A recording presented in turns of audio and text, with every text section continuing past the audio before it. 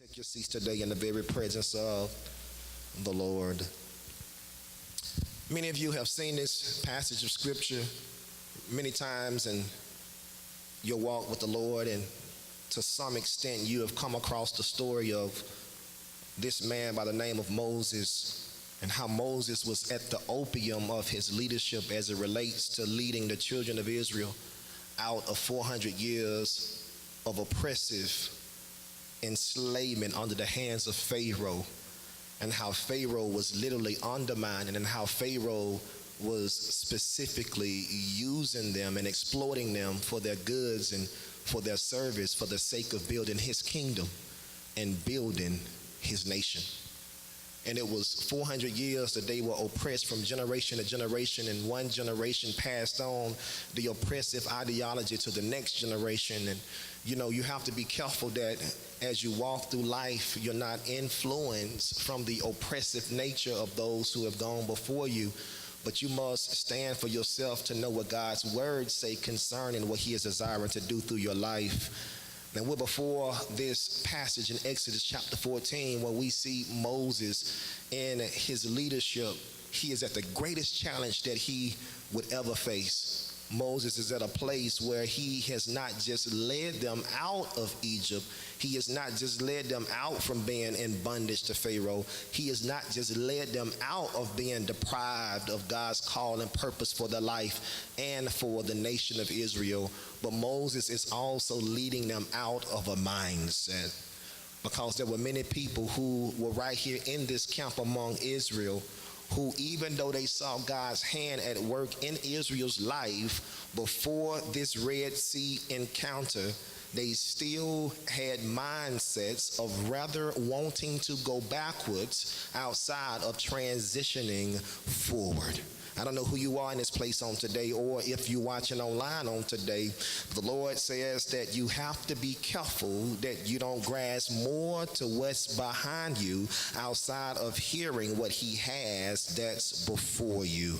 I want you to understand that as we look at this problem that's before Moses and that's before the entire nation of Israel, you understand that it was the Red Sea that was the barrier of their past that was trying to separate them from their promise and future of what was ahead in Canaan. The promise will always be ahead, but I want somebody to get this note in this place on today, that you will never be able to go into the promise until you first overcome a problem. A problem is often providentially placed right at the breaking point in which God is about to bring you out of what was and take you into, with your breakthrough, the possibility of what could be, and how you behave in this moment will determine if you go down or if you go forward. I want you to understand that it was a Red Sea that was before them, but I want you to understand that our seas can be a sea of sickness. We can have a marital sea. We can have a financial sea. We can have a sea of debt. We can have a sea of hurt. We can have a sea of oppression. We can have emotional seas. We can have seas of loneliness and seas of negligence. We can have seas of lacking identity. You know what your sea is, and you can't call it a sea until whatever it is that you see seems to be overwhelming you, because it was this sea that was before the children of Israel that brought not only Moses to a place of not seeing how they were going to make it through, but I want to let you know in this place on today, your sea is whatever is in your life that's keeping you from the other side of what he's promised. If Moses couldn't see how they were going to come through, I want you to know that you may not be able to see how you're going to come through what you're going through, but just because we can't see how we're going to come through, I want you to know that God has already sown. Somebody say, this ain't even about me. This is for his glory. I want you to see this right quick. All right, doing transition, be careful of not allowing others' negative expectations become your realization. Don't let people who don't want no change for their own lives keep you from walking into yours. That's why you have to be okay walking alone sometimes. Because if you walk along long enough with him, he'll send you who you need soon enough. But the second thing you have to understand is Moses had something in his hand that God was going to use to bring forth his deliverance. Moses had a rod in his hand. Somebody say he had a rod. I want you to get this. I want you to write this down. Whatever is in my hand is what God's going to use to bring me through. Whatever I currently have in my hand is what God's going to use to bring me through what I'm going through. Somebody say, it's in my hand. And I don't mean to scare you in this place on today, but life has its way of humbling you and bringing you to a seat that you don't have the strength enough to bring yourself through. Yeah. Life has its way of throwing obstacles at you that your finances cannot afford to get you out of. Life has its way sometimes of causing your life to undulate, to go up and down. Well, one season you were balling in your career, the next year the company was cutting back, and the first person they started with was you, because you were the most experienced. And you want to tell me that God brought you through all that, and you sit here and let your body that you say is tired sit in your seat with your stuck up, sedity, arrogant, narcissistic, delivering from myself, from my life self. You boogied at the parade yesterday, dropped it like it was hot in the club last night. Bullets were flying around you. None of them hit you. God protected you. God preserved you. Okay, I know you too old to go out, but your children were in the street. They came home. Should have been locked up. Should have been in a... And you don't want to give God, let the redeemed of the Lord.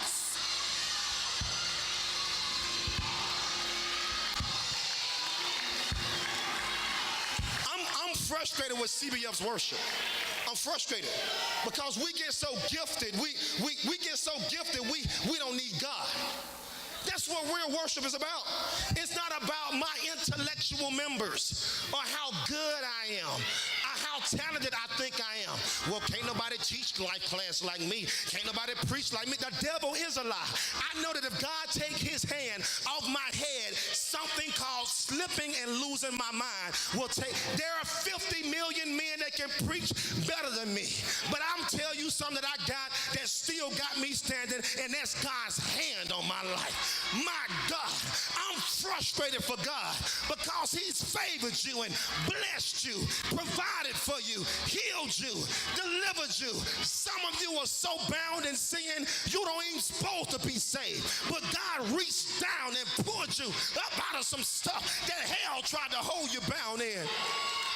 Now he's redeemed me. I ain't got nothing to say. I'm frustrated because we need people to serve the student ministry, but you have people who are more concerned about coming to church to get their word and leaving.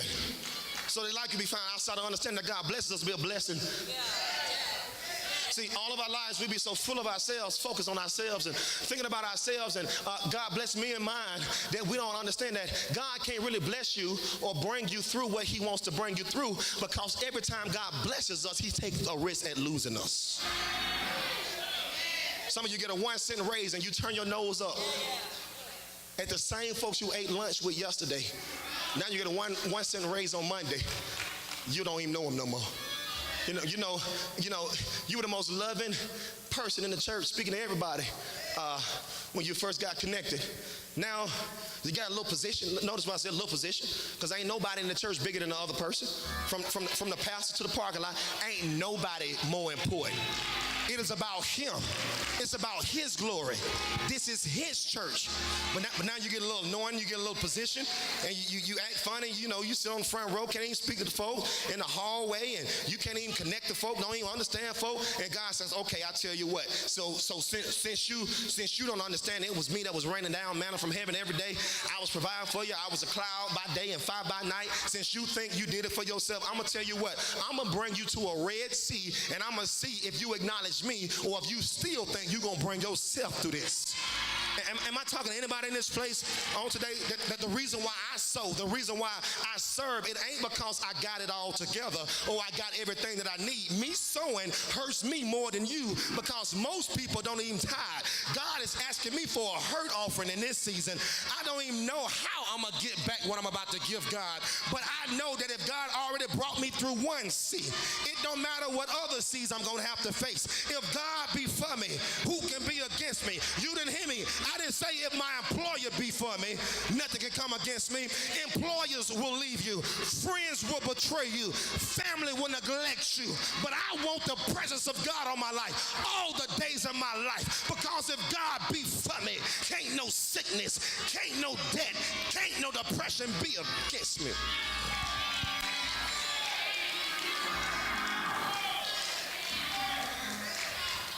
Same man showing up every Sunday. Same man showing up every Sunday. Turn on the lights. Make sure the owl, make sure the campus say, same man. Inbox flood when people ask me to pray for them. Come visit me in the hospital. Come do this. When you gonna finally give back? Don't get quiet now, church. Don't get quiet. Listen, if you don't put nothing in the bank, if you keep putting your card in, making withdrawals, eventually the screen called ATM is going to read insufficient funds.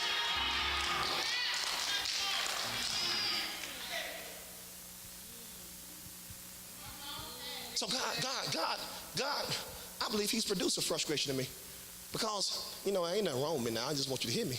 Because, I am your pastor and he will place the emotion of the ministry's condition on me so that I can feel his heart as it relates to how he feels about the ministry.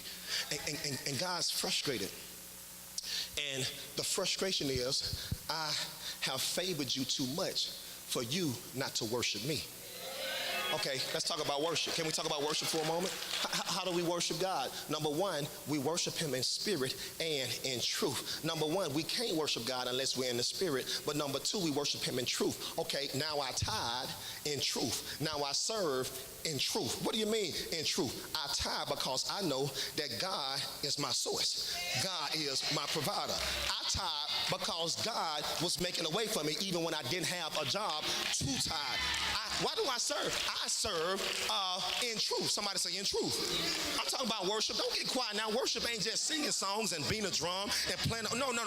Worship me in spirit and in truth. Okay, so I tithe in truth, okay, and I serve in truth. What do you mean? I serve in truth because I understand that when God saved me at the well, I was a thought, but now he has transformed me into an evangelist. So now I can't get so caught up on myself, I forget what he meant me at. You don't hear me in this place. So the reason why I serve so hard is because even though I'm old enough for you not to know the truth about my life, I know that he knows the truth about me, and I know the truth about myself, and I can't go back to not serving him because he's been too good to me. And where I am right now, truth is, I don't even deserve to be here. You see, you get to talk about worshiping, tithing, and giving. Folks get quiet. God's going to bless you. God's going to do it for you. God says, how much do I have to do for you before you start worshiping and doing something for me? Nobody's saying that. Your people, God, it ain't me. It ain't me.